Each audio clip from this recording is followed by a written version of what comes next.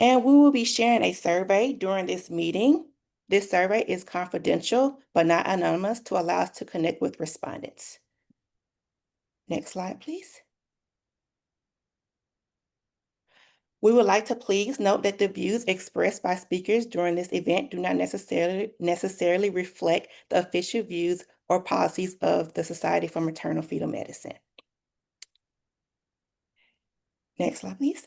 Thank you. It is my pleasure to introduce our moderator, Sue Kindig. Sue is the director of the Women's Health Nurse Practitioners Practice and Policy for the National Association of Nurse Practitioners in Women's Health. She's also a Women's Health Integration Specialist for SSM Health Women's Health in St. Louis, Missouri. Sue is a co-author on the Hypertension and Pregnancy Change Package, which is a key resource for this action forum. We are so happy to have her, and now I will turn the meeting over to Sue. Great. Thanks so much, Taylor. And I'm really thrilled to be here and start up these forums again. For those of you who had joined us during 2024, we had begun some of the action forums under the Million Hearts program. And fortunately, SMFM, who also participated as a co-author in the hypertension and pregnancy change package, as well as in the action forum, has graciously stepped up to host these forums for 2025. So we are really thrilled to be here. The action forum and information and videos will now be hosted on the SMFM hypertension website. And after today's meeting, you should be able to find this video on that website, as well as videos from the two or three action forums that we hosted under the Million Hearts campaign during 2024. So for those of you who are new to this action forum, please go back. There's a lot of valuable information there. And I'm seeing a lot of familiar faces or a lot of familiar names, rather. I'm not seeing your faces, sadly. But I'm seeing a lot of familiar names. So I'm glad those of you who have joined us before are here today, and I hope that you'll continue to join us. Next slide, please. If you're unfamiliar with the Society for Maternal-Fetal Medicine, they are a nonprofit membership organization that was established in 1977, and they represent over 6,500 clinicians and researchers who have expertise in high-risk pregnancy. Their core membership are maternal-fetal medicine specialists, which are a subspecialist of obstetricians gynecologists who are experts in managing the most complicated and high-risk pregnancies. But SMFM also has a broad membership. Their members include maternal-fetal medicine specialists, of course, as well as physicians in related disciplines, nurses, nurse practitioners, certified nurse midwives, genetics counselors, and they lead an evidence-based pregnancy care by providing education, promoting research, and engaging in advocacy with all of these groups. SMFM, importantly, is dedicated to the advancement of optimal and equitable perinatal outcomes for all who desire or experience pregnancy. And this action forum is one small piece of what they are doing to advance optimizing pregnancy outcomes. SMFM is governed by a 22-member board of directors. Next slide, please. So again, just to recap, for those of you who may be new or even if you've joined us before, it's been a while, the forum's purpose is to really address hypertension in pregnancy as well as the postpartum period through implementing evidence-informed strategies. In November 2024, we had our last action forum, and during that time, we provided strategies from the hypertension and pregnancy change package to improve aspirin prophylaxis for preeclampsia prevention. We provided an overview of quality improvement interventions. We looked at implementation of the hypertension and pregnancy change package. There were over 200 implementers working with this. So, again, we are here, and there is also a hypertension change package implementation survey that uh, can be found at that link. Today, our focus is really going to be on effective transitions of care, and we're thrilled to welcome 3 clinicians who have done wonderful work in this area. Another important aspect of this work is really tracking how many people are implementing strategies from the change package. And we're really pleased that over 200 clinicians are implementing strategies from the change package. So we're going to share a 1-minute survey in the chat, and we'd really appreciate it if you would go ahead and fill that out. Let us know what you're doing to implement the change package. And I should have mentioned when I was introducing today that right now we have over 100 people on this action forum call. So again, people who are here are representing all disciplines who are touching pregnant and postpartum people. We have people in public health, clinicians, um, social work, a broad range of experts on this action forum. So it's a great place to share information and also apply what we learn in our own practice. So please do take a minute to fill out that survey. Next slide, please. We also just wanted to take a few minutes to kind of ground us in why we are here. So I'd encourage you all, we'd really like to take a few minutes in this meeting just to hear from you all, either by coming off mute or by putting your comments into the chat. Why are you here today? What resonates with you in terms of participating in the Hypertension and Pregnancy Action Forum? And what brings you here? Go ahead and chat that in, and or just come off mute and let us know why you're here today. Any comments? Okay, to help improve outcomes and education for all of our patients. So true. Minority women are disproportionately impacted by gestational hypertension, and that's not okay. Thank you, Crystal, for that comment. There's an appreciation for sharing, learning what others are doing, an opportunity to hear about what other organizations are undertaking to improve care.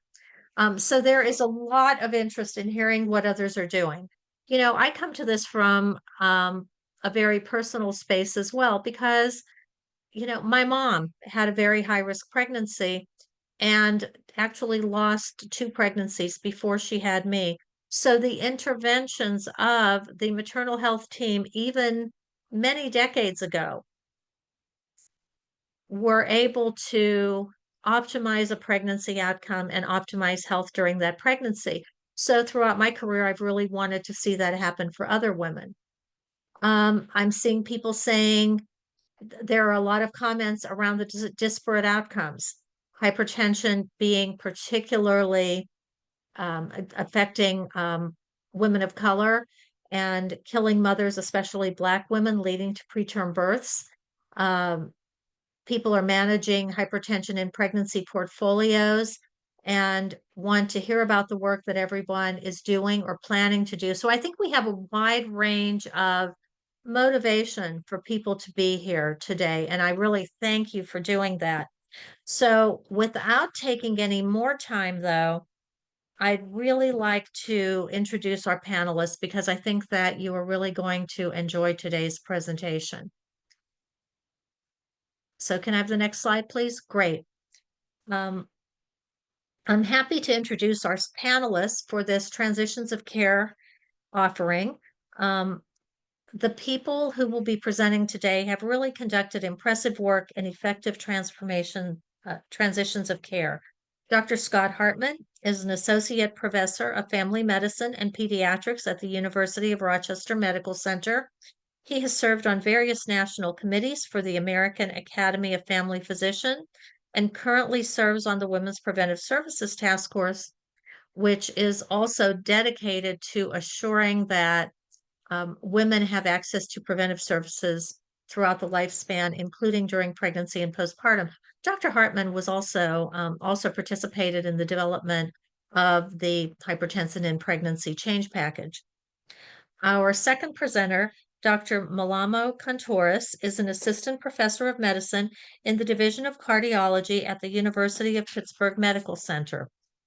She specializes in women's cardiovascular disease and cardio-obstetrics, and she is the co-director of the UPMC Postpartum Hypertension Program and director of the Clinical Scientist Track for the Internal Medicine residents. So, Dr. Hartman and Contouras, welcome, and I am turning the presentation over to you.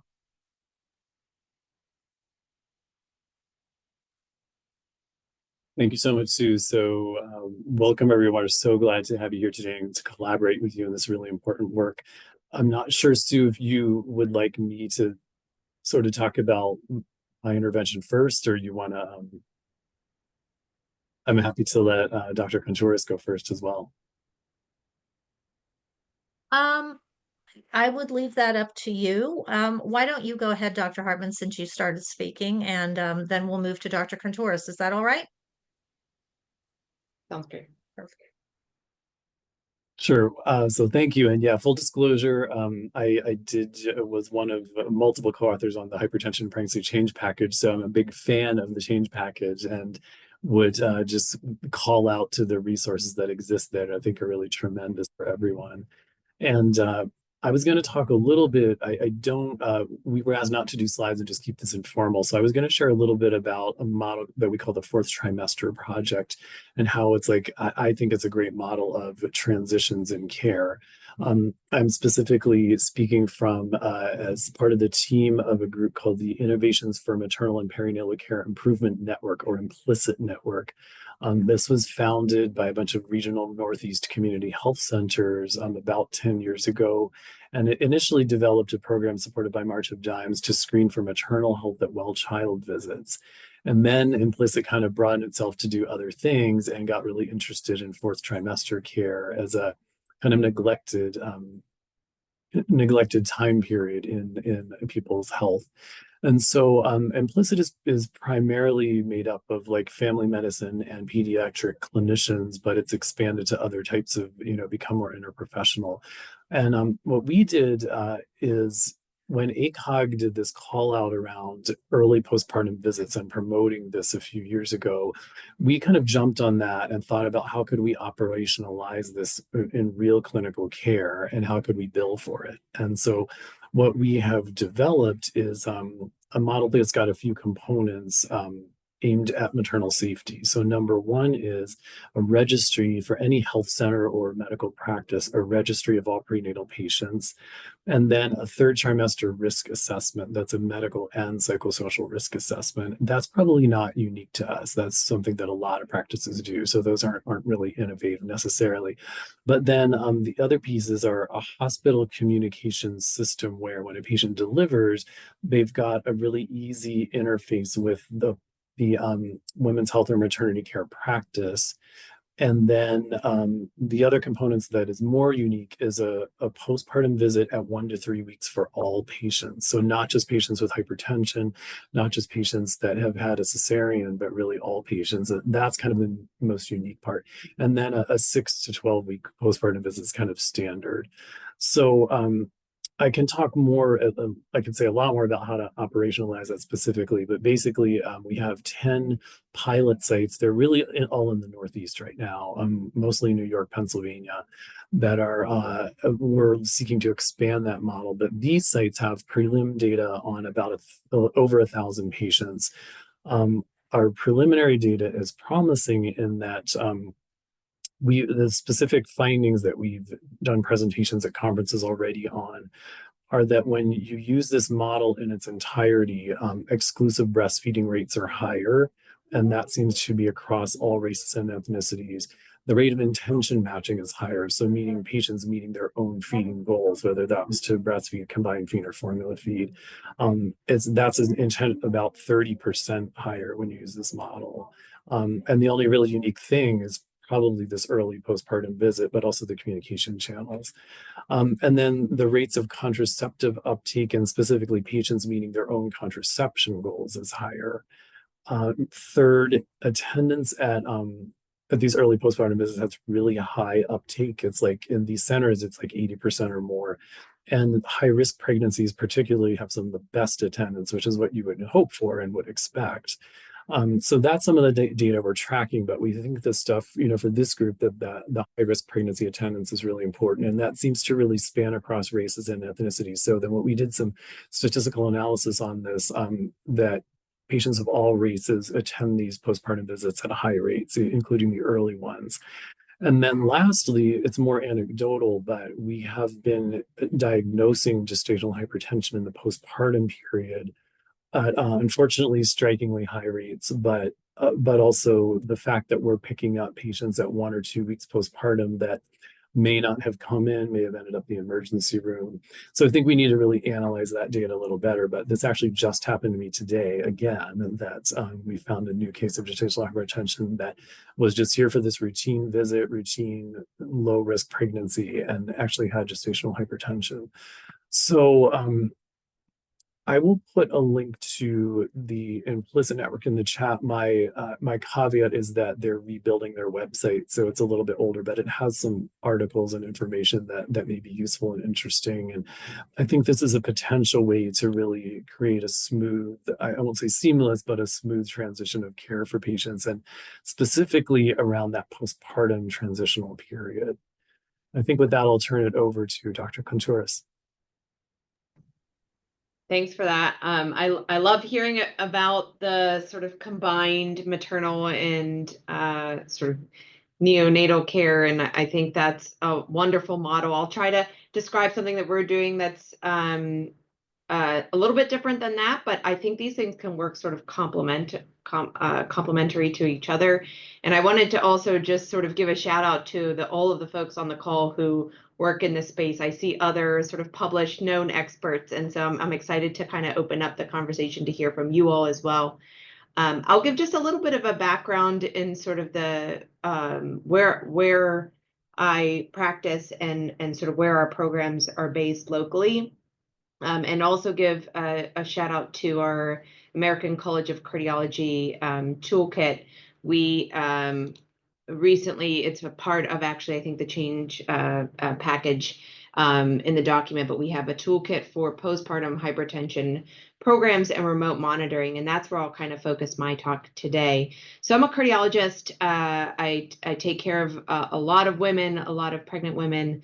But what I do wouldn't be possible without the collaboration with obstetricians and maternal-fetal medicine specialists and family practice docs, because, we don't do the deliveries, although we do a lot of the hypertension care. And so the transitions are really important. And the way at UPMC that we sort of facilitate engagement in care is through two kind of avenues that work in tandem with each other. One is a remote blood pressure monitoring program, and one is our postpartum hypertension clinic. So it's a little bit unique in that our remote blood pressure monitoring programs are sort of seamlessly integrated into all of our deliveries for people that have hypertension. And so we essentially gift blood pressure cuffs to anyone that has elevated blood pressure, and then before hospital discharge are very deliberate about enrolling them in our remote blood pressure monitoring program. For us, it's a text-based program, and that takes them to a web portal. So you don't necessarily have to download an app. And we do try to have people enter at least one blood pressure before they leave the hospital, so we can try to facilitate any, if there's any technology issues, that we try to address those before people leave the hospital. And we feel that's really important so that we set people up for success once they leave, that they are able to check blood pressures on their own. We've done one, with them in the hospital, and that then we're able to monitor their blood pressures. So we have a remote blood pressure monitoring program that goes up to 6 weeks postpartum. And that is overseen by our maternal-fetal medicine specialist here at UPMC and a nurse call center. It's a little bit more of an engaged program that patients are prompt for at least daily blood pressures in that 6-week program. We also extended our remote blood pressure monitoring to the 1 year postpartum. From 6 weeks to 1 year, it's a little bit less involved. And so we decreased sort of the frequency of blood pressure measures prompts to twice a week, typically Tuesdays and Thursdays, but it's flexible if those days don't work for patients. And then we sort of transition people from being overseen by maternal-fetal medicine to being overseen by cardiology, although we work really, really closely together and we sort of all know each other, thinking that it's a little bit more in line with chronic hypertension management once you kind of cross over that 6-week threshold, where it would be atypical to see, severe blood pressure elevations after that point. We're more in sort of a steady state managing blood pressure time. So that's a little bit, I could talk more about the remote blood pressure monitoring if that's helpful for people, but I talk about that to say that's how we keep people sort of engaged. We are able to check on their blood pressures at home. We've had really good achievement of sort of that ACOG, 10-day blood pressure measurement through that program. And then we have our postpartum hypertension clinic, and the success of our clinic is sort of dependent on our remote blood pressure monitoring, because we do 85% virtual visits in our clinic. It's a multidisciplinary clinic where maternal-fetal medicine and cardiology see patients at the same time, just in sequence. So when patients have a visit, it's a little bit of a longer visit, but we do things virtually so that we have people joining from work, joining from their car, joining while breastfeeding, joining while chasing around their other kids. So we try to make it sort of as easy as possible for people to be able to join. We can transition from video to phone visit if necessary. And the multidisciplinary nature, we really like, because MFM kind of focuses a little bit more on some of the obstetric side of things, debriefing some of the pregnancies, do a little bit of preconception counseling for next pregnancies if people want. And on the cardiology side, we focus a bit more on the blood pressure and then what hypertensive disorders of pregnancy mean for future cardiovascular health. So it's complementary, this sort of dual subspecialty visit where we can address a lot of things. In that vein, we see it as also complementary to the standard obstetric 6-week visit. We do actually prefer to see people after that 6 weeks. I think before then, people are still sort of learning to cope and manage with a new baby, even if it's not their first baby. It's addition to the family. And so beyond that time period, it's a little bit easier, I think, to focus on sort of long-term cardiovascular outcomes, a little bit more steady state on the blood pressure and things like that. So I'll sort of stop there, and I can definitely go into more. Oh, the one last thing I will say is that with the virtual visits, we've had really good show rates in our clinic. Something like 81% of patients show for their visits, which is better than sort of national average for standard postpartum visits. And I think part of that is making it as easy as possible to attend with the virtual piece. Thanks. Yeah, I think both of you spoke about, attendance at the clinic and engagement. And, I think that was really important that you had such high percentages of people continuing to stay engaged in the program. How did both of these programs are really unique. And, as you know, sometimes it's really hard to get a program started up. There are a lot of good concepts out there. And so we want to learn a little bit about the magic. How did you obtain support from both the leaders and the clinicians to carry out these transition of care models? And Dr. Contouras, do you want to take that first? Sure. So we started with kind of pilot programs and a little bit of sort of seed funding for them. They started with like small local grants on the order of 10 to 25,000 that addressed some of the operational cost initially and paid for some of the staffing initially to sort of show the administration a proof of concept that, one, that this can work, and then two, that it can help improve outcomes. The clinic is a little bit of an easier sell because it's easy to see how that sort of brings in revenue. We bill, we spend a lot of time talking to patients, so we bill 60-minute visit time, sort of level 5. Typically, we're able to achieve that, and so we're bringing in essentially new patients within cardiology and MFM. And from a finance perspective, that's very attractive to the kind of administration. So that piece is a little bit easier. And then the remote monitoring, we've been shown that it improves outcomes, reduces ER visits, that kind of thing, which is also attractive. So I think getting buy-in and getting even local grant funding if you can, to start small and then expand it. Great. Dr. Hartman, do you want to maybe talk about sort of getting the leadership buy-in and clinician buy-in first? And then I noticed you had a comment about reimbursement, and I'm seeing other questions. So let's sort of finish this question, then move on to reimbursement. Yeah, I mean, I think the sites that I'm referring to within the Implicit network, they all had some connections with March of Dimes and March of Dimes grants. So they had proven to some extent to leadership that they could do innovative work through grant funding. And these were grants that funded other projects, but we had some of that leverage already. So I think that helped a lot. And then when ACOG came out with that bulletin suggesting an early postpartum visit, we did some study, like the studies behind that. And actually, American Family Physician Journal published a similar article that reinterpreted ACOG's work.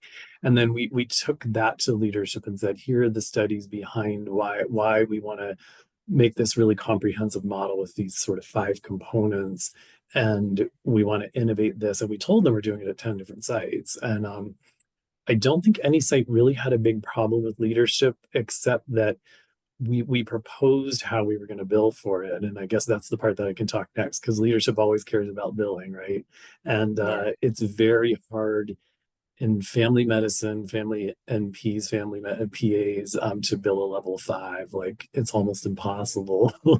So I envy the people that can do that, but it's not a reality in like a federally qualified health center. So, but did you want to transition into talking about reimbursement?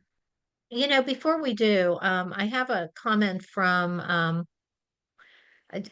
participant, Anne, who says, I'm med and peds trained and have run a postpartum transition clinic for HTP since 2011 and can speak to these issues of startup and reimbursement. So, Anne, do you want to speak up do you want to come Hi, off mute and I did. add? Yeah, I thanks. just did. Hi, everybody. Thank you so much. So I'm medicine and pediatrics trained. I'm a general internist. So and so my questions for the cardiologists are a little bit, I've inserted myself a little bit into that space, but this is very much well suited to primary care, family practice, medicine and pediatrics. And we started a clinic at Brigham and Women's back in 2011. And our initial startup was we won like a little clinical innovation prize for those basic startup funds, as were also described. And I think that the good thing with clinical work is that if you can show that you can get the patients to show up and that you can see patients, you can start making your salary and make it worth paying for. And that actually does make a big difference. And I have did in person from 2011 until the fall of 2020. I stayed in person for the first 6 months of the pandemic and did a little bit of hybrid, and then pivoted to a virtual format because of my internal medicine colleagues, and then switched back to hybrid because we specifically felt like there were certain patient populations, especially those non-English speakers, and many very complicated situations, NICU parents, that really made a big difference. In terms of reimbursement, our charge capture is actually better than my general medicine clinic that we have. And I can actually refer you to an article that was published, I think it was published in 2018 or 2019 from our clinic, and it outlines a number of these issues in it. So Would you mind putting the article in the chat? Are you yeah, able no, I to can do do that? that. Yeah, no, Perfect. in the chat. And then, yeah, and then the other piece is that I'm particularly interested in spaces where there are no doctors or are very under-resourced. And so I've been working a lot on developing, I texted this to Taylor, and I think it was the reason why I was invited to come here, is I actually worked with the Society of Maternal-Fetal Medicine. There's a shout out to Judette Louis, who I think is on this call. I think I saw her name and her face.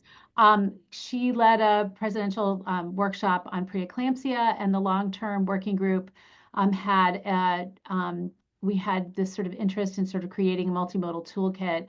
And so we collaborated with the Preeclampsia Foundation and the International Society for the Study of Hypertension and Pregnancy to further develop a toolkit that had previously had been developed. It was a complete reimagining it. It's still under iteration right now, but I'll put the link to that in the chat. Okay. We appreciate that. And when the videos are posted, we'll make sure that these links and so forth are available to you as well. We only have a few minutes, so I'm going to go back to Dr. Hartman and Dr. Contouris. And Dr. Hartman, do you want to go ahead then into the reimbursement question and talk about getting this reimbursed? Sure. So, yeah, and especially like if you have a grant, obviously to make it sustainable, you want to be able to pay for it, right? And I appreciate the feedback around that already. In New York and Pennsylvania and a few other states where we started piloting the fourth trimester model, it seems like well, we have done some runs of billing data, and we have had very few rejections of early postpartum visits, but we're not billing as a postpartum visit. We're using a ICD-10 code, and it's a level 3 or 4 visit. So it's gestational hypertension, or it's lactation difficulty, or abdominal pain, pelvic pain, sulcal tear that needs assessment, a lot of other things, even like sleep difficulties, early depression, right? So those are billable codes, but you need to keep it out of the OB global fee because you only get one visit under the OB global fee in most states, especially under Medicaid, but a lot of private insurers too. So the key is billing it as something that doesn't really use the term, that generally doesn't use the word postpartum, or at least you're not putting it under the global fee. Because the patient that I saw today and detected new gestational hypertension was not scheduled. We didn't know she had gestational hypertension. And so she was being billed for a visit for, her insurance is being billed for a visit for lactation difficulty at 1 week postpartum. But then she happened to have hypertension as well, right? So that, I think there may be other ways, but that's the trick we have found that works until we can prove to insurers that early postpartum visits are necessary for all patients, and we continue to develop the data build outs to show how important and impactful this is. Thank you. Dr. Contouris? Yeah, so I'll speak just a little bit about reimbursement from a remote blood pressure monitoring perspective, because I think this is really challenging. The American Medical Association, the AMA, actually has some really great resources for how to bill for remote blood pressure monitoring and how you can get that at least, sort of subsidize a little bit from, I believe it's Medicare and Medicaid. There's a certain number of blood pressures that if you document per month, you can bill a small amount for that.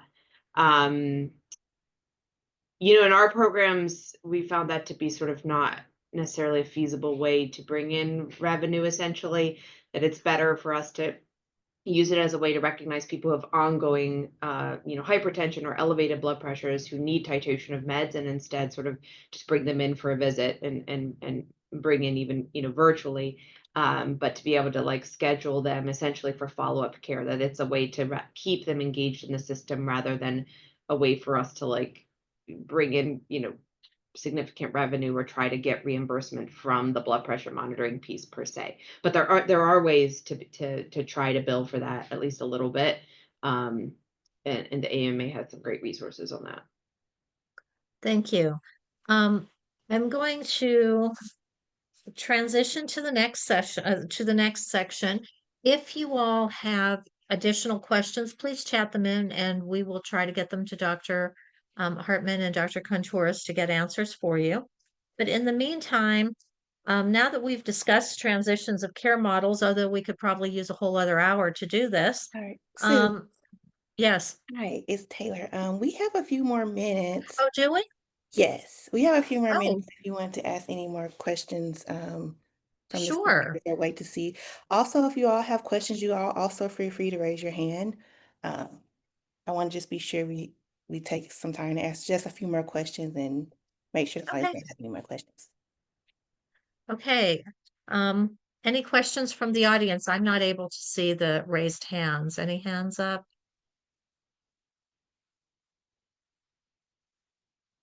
I'm going to direct us to the chat. There are a lot of comments about how people have billed, so we'll leave those there. But another question that comes up quite a bit when we have these conversations, um, are there any issues or barriers that you're facing in implementing your care model? And how are you working through those?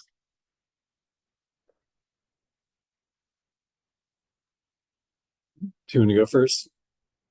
Sure. Sure. So it was, are there any barriers to implementing the care model? Is that what I think that's what the question Yeah, was. what barriers did you run into or are you facing now in implementation and expansion? And how are you overcoming those barriers? So I'll be honest, our sort of bosses in MFM and cardiology have been really supportive in us starting the program. And I think, everywhere sort of clinicians are getting squeezed a little bit tighter and tighter. And so we have had to incorporate, initially we sort of, our clinic, we staffed it with people doing kind of extra time on it, honestly. And um, then people didn't want to do that anymore because they were being squeezed in other avenues to work harder clinically. And so we've had to be very thoughtful about making it sort of a dedicated clinical time now for our providers rather than just like an add-on afternoon a couple times a month. But it's still a little bit tricky from that perspective, honestly, to get people to staff the clinic. So I think that's a challenge, and to make sure that part of that is making sure that we have, you know, good show rates and that we are scheduling enough patients. We've not had any difficulty scheduling, but that, attendance piece is really important, because if we only get 20% of people to show, then it's like not worth the time of the providers. So fortunately, we've had really good show rates, but like keeping that up and keeping the schedule full, all of that has been, kind of really important to making the program stay and helping us have providers that want to staff it. I'm going to follow up on something you said before I transition over to Dr. Hartman. Um, what do you attribute your success in attendance? Are you utilizing, pre-clinic reminder calls, maybe home visitors? Um, had, what kind of connection is there that is helping people to remember and to feel that those visits are important? Yeah. So we do. We have pre-clinic reminder calls from our staff, from our MAs in cardiology, that they call, and we have a really understanding environment for our clinic, where we know that there are a lot of competing sort of priorities and often various barriers to attendance. In fact, we've actually surveyed people that no showed, and they tell us that like the barriers that they're facing are really significant social things, like death of first degree family member, baby still in the NICU is sort of an obvious one, but other like family members or children in the ICU, in the hospital, expelled from school, like all of these very serious things. And so we have like a lot of understanding and grace for people. If they can't attend, it's no problem for us to reschedule them. We do call, like if it's someone's appointment time and they haven't logged on to the video, we will call them. And so we probably get a lot of people that way too, where at the very least we're able to get them on the phone. And once we get them to answer, then we just do the visit on the phone. So yeah, we use those strategies. Dr. Hartman, how about you? What kind of barriers have you had or are having in Well, implementation? yeah, I feel like if we were trying to do this pre-pandemic, we would have had more barriers. But now, like remote blood pressure monitoring is so common and well known, and it's kind of so championed that like the ability for patients to have a monitor at home has really been huge. So I don't think that's as much of a barrier anymore. And then the fact that you can actually do video or phone visits. So, we in a like in our like my own practice where 80% of the patients do maternity and newborn care in the same office, we can schedule a mom baby visit together. But those 20%, the birthing person might have seen an OBGYN and then their new so the birthing person gets primary care with us, but not maternity care. So that's where the video visit is really helpful. And so I think it's a combo of video and phone. So that I think some of those barriers are just navigating how to erase them by creative use of monitoring and telehealth. And then, transportation is huge for a lot of patients that have just come to like 10 or 12 prenatal visits and are exhausted from coming to the office. So that's also where a virtual visit might play a big role as well.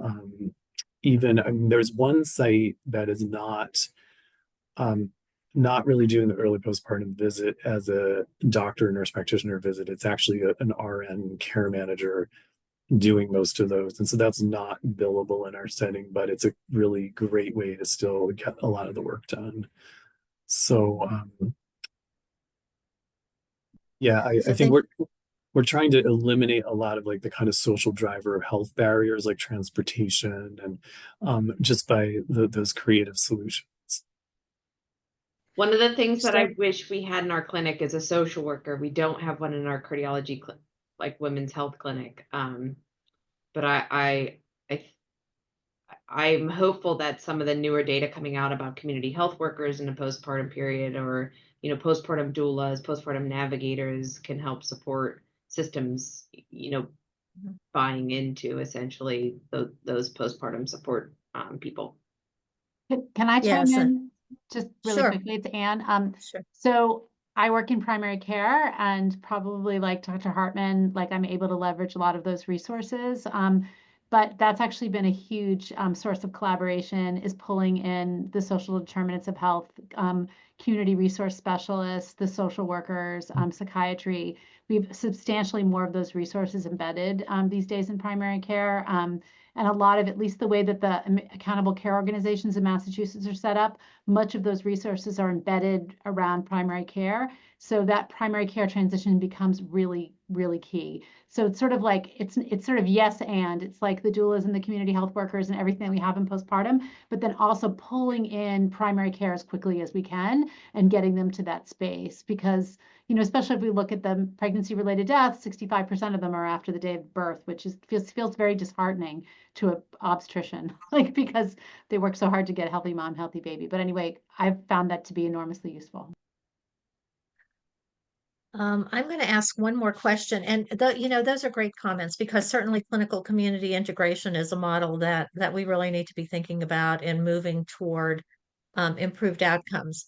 But we have an interesting comment that I'm going to close with. There's been a lot of influencers on social media that have suggested multiple prenatal visits are unnecessary. Have you come across this, and how have you been able to effectively address this?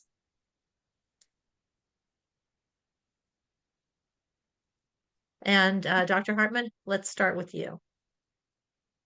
I might answer that by the a comment above where I would be very remiss if I didn't talk about doulas, and I should have, because before this whole care model was implemented, we formed a group in Rochester, New York, called the Consortium to End Black Maternal Mortality. And that consortium did a study, like a qualitative study, and got really drilled down into it. And we published this, and it was on it was specifically Black women and their experiences of birth, and then a little bit postpartum. We're actually doing a postpartum study now that's very similar. But the doulas helped us really connect with the community, and the doulas for us are the influencers. Like they're way better at Insta than I am, and TikTok and everything. But we have this, and I'm not saying this is true of all the implicit sites, but in Rochester we have this fabulous doulas of color network, and they're managing kind of the social media. Like, I give them a lot of credit because they're putting out all these good vibes and like, why should you come to your postpartum visit, and all this stuff. But also going to their spaces. So like I attend a lot of community fairs that the doulas host, and I just kind of hang out there and get to know people, and it's really fun. And But I think as a clinician, if you can show up in some of those kind of community, even if you're not a great social media utilizer, which I am not, so Yeah, I think that's a great comment, because the best influencers are those that are embedded in the community, and having that clinical community integration is really helpful, and perhaps addressing different ideas on social or even misinformation. Dr. Contouris, I'm going to give you, I think, the last word, and then we'll move on. But I do want to let everybody know there's a lot of great information in the chat, and we do try to capture that as well, so that everybody will have some access to that. Go ahead, Dr. Contouris. Well, that was a really great answer, and I don't have, sort of a great one, other than to say that educating patients and then encouraging them to educate family members. So I will find that people say, like, I never knew preeclampsia could happen after I delivered my baby. Mhm. So like using that as an education point, and then having people, talk with their sisters, with their friends, with their people in their community about how that's a possibility, and just kind of trying to combat some of that misinformation that way. Great, thank you. Taylor, do we have time to do the Easy Retro board? Do you want to go to that next? Yes, we can, let me turn my camera on. I will show, we'll have the Easy Retro board placed, on the board and on the screen. I'll show you all how to use it. We're also going to send this link out after the meeting, so if you don't have time to input it, no worries. So we placed a link in the chat for the Easy Retro board. If you can please click on this link. This is just an opportunity for us to hear more about barriers and facilitators that you all experience relating to effective transitions of care. And so this is going to help inform our future work in effective transitions of care. And we would just love to hear if you all have any more information to share on this topic. So toward the top corner, at the top, you'll see a blue box where you can add your name. This feature is optional, but we would love to connect with people who are working in this space. And so you can type that and add your name if you would like to identify your comment. Then after you add your name, you can click on the plus under an appropriate column and just add any barriers you know of or experience related to effective transitions of care and click save. And then we'll all be able to see your comments. Um, Perfect. We already have one time for staffing in clinics. And so we're just gonna give a few minutes, maybe a minute or two, for you all to put any barriers or facilitators that you're aware of. And then so we can just briefly go through and discuss what everyone shared, and then we'll go on to close the meeting. Okay, great. Yeah, keep putting in those ideas, because now that we've really discussed transition of care models, I hope that that has stimulated some thinking about what are the challenges and successes that you'd like to get, that you'd like to share, so that we can get a little bit more information. And it's looking like the patient level barriers are winning thus far in terms of things that you all brought up during this discussion, the social and structural determinants, food, housing, transportation, safety issues, some language barriers. Transportation seems to be across the board an issue, um, which is interesting, because at least for those patients who have access to Medicaid in most states, there are transportation systems. So that may be something to think about in terms of what type of data do we need to help improve those transportation systems, so people can get to not only their care, but to other supports that they need. Insurance coverage and availability of services remains an issue, um, as well as people not recognizing the seriousness of health conditions. So perhaps not calling or coming in when a problem starts, or even recognizing how to do that. That may be an access issue as well. When we look at physician level barriers, and I would say clinician barriers as well, it's time for staffing the clinics. We have limited time. Clinicians have limited time with patients. There is a lack of providers in most needed areas, and many times when we think about that, we think about birthing providers, but the reality is there is a lack of providers who are available to provide prenatal care, postpartum care, that transition to primary care. So across the perinatal continuum, there are multiple providers touching patients where we may or may not have adequate supply. Providers not up to date on the latest guidelines, also an issue. And if you think about perhaps our remote rural and frontier areas where there are even more limited providers, the ability to be able to get away, and even in our urban areas where we have academic centers and so forth, it might be hard to get away to even learn about those latest guidelines. So we need to be creative in how we do that. So time ceased to be of essence as a provider barrier. And interestingly, great comment on silos of care between OB and primary care providers and spaces. I think the discussion today showed us a few models that are bridging that, trying to bridge that silo between obstetric and primary care or obstetric and specialty care providers. And one of the big issues is our EMRs not working together. System level barriers, insurance coverage, reimbursement rates, the way coverage of maternity care is structured can be an issue, particularly when we look at postpartum. And I think Dr. Hartman gave us a few really good tips to be thinking about in that. Outpatient care teams not being aware of delivery and discharge and inpatient concerns. So that lack of continuity and care transitions from hospital to home so that the outpatient providers would have that information. Let's see what else. Insurance is a big one. Collaboration between ambulatory and inpatient. We already talked about that. Can you go back down, Taylor? I'm on the last one and can't see some of it. So in the last column, what are the facilitators? So some of the facilitators that you're calling out, interoperability between hospital and outpatient settings and their EMRs, postpartum Medicaid expansion to 1 year.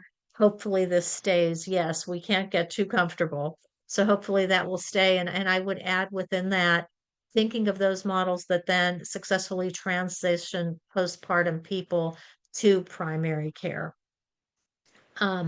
And communication between remote blood pressure monitoring programs and the EMR, again, something that would be certainly significant in helping to improve outcomes. Collaboration and communication between primary care and OB providers. The health centers are a fantastic model. Dr. Hartman talked about the FQHCs, and those are fantastic models where we can transition patients easily. Public health and hospital collaboration. We haven't talked too much about public health in our public health departments, but thank you for calling that out. And working on improving health policy and funding for this work. So those are some of the things that have come up. Taylor, can you just scroll up a little bit more to see if we've missed anything that hasn't been said? Yes, on the patient side, community distrust. And we talked a little bit about how doulas, community health workers, and so forth in community settings are helpful in Dr. Hartman's practice in sort of improving, helping to get people into care, keep people in care, and dispelling those myths. Let's see. Growing maternal health deserts, again, something that's really important for us to think about. And I'm going to also make a comment there. It's not just about birthing facilities and birthing providers, but really the availability of clinicians to provide that entire continuum of care. So I think that gives us a really good overview of things that we might be thinking about in terms of in terms of barriers and facilitators for postpartum transitions of care. I'm going to go back to the slides now because we only have a few minutes left so that we can close. Okay, so we also, since we're nearing the end, are there any other upcoming events particular to hypertension and pregnancy that y'all would like to share? If so, please put those opportunities in the chat, and we will make sure those get shared. We also have a great hypertension in pregnancy resource that we want to share with you, Alicia's story. And this is a great video where Alicia Saunders shares her experience of hypertension in pregnancy and the importance of addressing these concerns. So Taylor, can you start this video, please? Oh, I'm sorry, we don't have time to watch We're it. not, okay, But so we we'll will send be the putting link. it in the chat. And then if y'all have Okay, to watch. next slide. Okay, and finally, we want to share with you this American Academy of Colleges of Nursing webinar, Integrating the Essentials and Quality Improvement Using the Million Hearts Initiative. This is available. We'll be sharing that link with you as well. And this webinar introduces nurse educators to CDC's Million Hearts Initiative. CE is available after registering and viewing the webinar. So again, another resource for education. Next slide. So thank you so much for joining us. If you have any questions about the Action Forum, please email us, and our team is happy to get back to you. Please remember to participate in the Hypertension and Pregnancy Change Package Implementation Survey. Let us know what you're doing. That also helps us to identify exemplar programs to share. So let us know what you're doing. And follow up from our team will include making this meeting recording available, the resources available, as well as registration for the next Action Forum. Our next Action Forum is scheduled for August 14th from 2 to 3 p.m. Eastern Time. So we wish all of you a wonderful summer, and we'll look forward to seeing everyone in August. Thank you. Thank you. Thanks, everybody.